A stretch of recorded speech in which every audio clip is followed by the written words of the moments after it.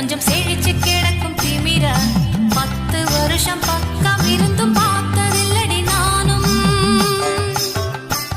அந்த ராஜ கதவை திறந்தா பல ரகசியமும் தெரிஞ்சா பத்தியம் கிடந்த மாப்பிள்ள பையனும் பைத்தியமாக வேணும். அடி தூக்கி இருக்கும் அழகு அவன் தூக்கம் கெடுத்து போகும்.